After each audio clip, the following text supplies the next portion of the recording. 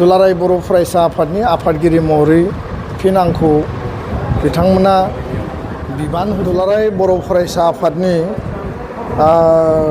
जि जोबथा जोंनि थान्दै मेल दङमोन बेखौ एसे सिगाङाव जों मावफुंबाय आरो गासै थान्दैफोरनि बाहागो लानायजों 2025निफ्राय 27 मायथाइनि जि दुलाराय बर' फरायसा आफाद मिरु आफादनि जि कमिटि दङ बेखौ गोदानै दाफामनाय जाबाय आरो बे थान्दै मेलाव थान्दै बिथांमोननि गासैनिबो मदद आरो बिथांमोननि स्ट्रं सापर्टनि गेजेरजों दुलाराय बर' फरायसा आफादनि आफादगिरि महरै फिन आंखौ बिथांमोना बिबान होफिनदों आरो गाहाय नेहाथारि हिसाबै खनेन्द्र बसुमतारी, लोगो आफादगिरि हिसाबै खोरोमदाव औवारी, गोदानै उमेश दैमारी, लोगो गाहाय नेहाथारि हिसाबै दिनेश ब्रह्म, स्पिकार अबिद नार्जारी आरो गोबां जि टीम गोजाम आरो गोदान आधा जथायनानै दिल्लीनिफ्राय बड'लेण्ड मुलुगसोलोंसालिनिफ्राय गोबां जायगानिफ्राय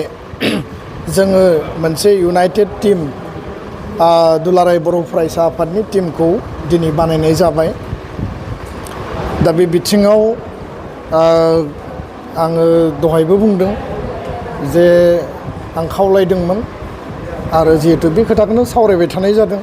थांनाय आराय मास जोङो गुबुन जेंनानि थाखाय खुंफुंनो हायाखैमोन आरो गोबाङानो सोङो जे नोंथाङा आफादगिरिनि बिबानखौ एगारनो नागिराखै बा आफादखौ एगारनो नागिराखै ना संगठना नोंथांखौ हगारनो नागिराखै ना मा थासारि दङ, मा खोथा बाथ्रा दङ, बे खोथाखौ बयबो सोङो।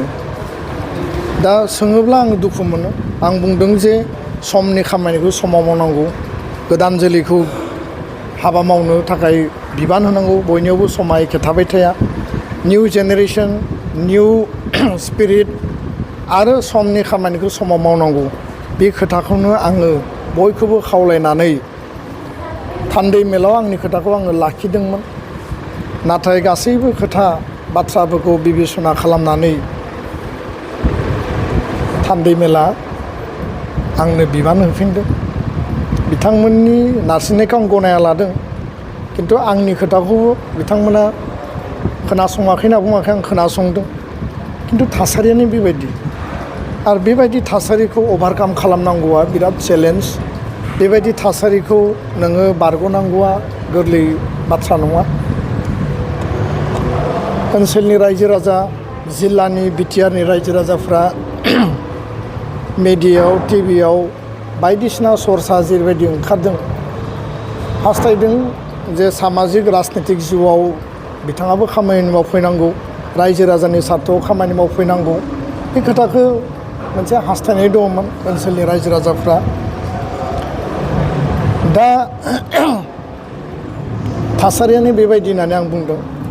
आं जोबथारनायाव निमाहा बिदों आरो मोनसेल' आङो गावनि गोसो अन्तरखौ आं सोंदों जे आं मा खालामनो। आरो बे मुहुर्तआव गोसोआव बेनो फैदों जे देशनिख्रुइ बिमाया गिदिर नङा, एखे बाथ्राजोंनो जातिनिख्रुइ राजखान्थिया गिदिर नङा आरो जातीयताबाद, जाति सत्ता, जातीय स्वाभिमान, बड'फानि आदर्श आरो प्रिन्सिपेलखौ लानानै हाबा मावलांनायनि बिथिङाव आनकमप्रमाइजिं भाबै हारिखौ गेरेमसा माहारि दानायनि बिथिङाव टीम एबसु हिसाबै जों खामानि मावदों, मावलांगोन आरो बर' गोजोन गोरोबथानि जिखिनि आद्रा दफाफोर दङ, लोगोसेनो बिटिआर सुक्तिनि स्कुल प्रभिन्सियेलाइजेसन, गुन गोनां सोलोंथाइनि मावथांखि, समाज बेरेखा आयनि जि हाबाफारि बड'फा मिशन फर सास्टेनेबल चेन्ज आरो गोबां माखासे बिथिंखौ नोजोर बोनानै दुलाराय बर' फरायसा आफादा हाबा मावलांगोन। आंनि गोसोआव दुखु थाबाय आरो आंहा रावनिबो सायाव आक्षेप बा दाय गैया। थान्दै मेला, थान्दै हाउसआ जि डिसिसन होदों आं बेखौ गनायनानै लादों आरो दायो जोङो हाबा मावलांगोन। समाज आरो हारिनि थाखाय जोङो गोदान मोनसे स्पिरिटजों हाबा मावलांगोन, बेखिनिखौनो आं फोरमायबाय। आरो फैबाय थानाय समाव आङो एबसुनि टीम आरो हाउसखौ आं खावलायदों। आंहाबो माखासे कन्डिसन दङ, आंहाबो माखासे कनसिडारेसननि खोथा आंहा दङ।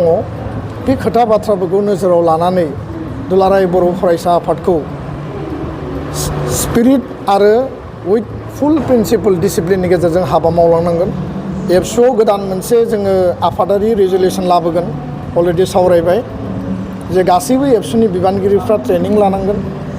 एबसुनि अर्गेनाइजेसन आरो डिसिप्लिन, एबसुनि फिल'सफि आरो प्रिन्सिपलनि सायाव, बड'फानि आदर्शनि सायाव, जोंनि गुड बिहेभियार आरो साउन्ड हेल्थनि सायाव जोङो माने बिथांमोननो जगा, ब्याम, मार्शियेल आर्ट्स आरो नेचारेल डिजास्टारनि समाव जेरै साइक्लन जायो, आर्थकुइक जायो, बेयाव मेन एनिमेल कनफ्लिक्ट जायो, फ्लाड जायो, इर'सन जायो, जों माबायदि साखाफारा जानो।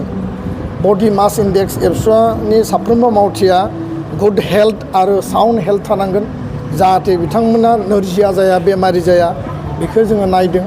आरो सास्टेनेबल माने सेल्फ सास्टेन, गावनो गाव थांना थानो हानाय, गावनि आथिङाव गसंथानो हानाय पार्सनेल स्किल, बेबायदि बिथिङाव नोजोर होनानै एबसुनि साफ्रोमबो मावथिखौ गोख्रों आरो राफोद खालामनो थाखाय जोङो एबाराव खामानि मावगोन। बेखिनियानो।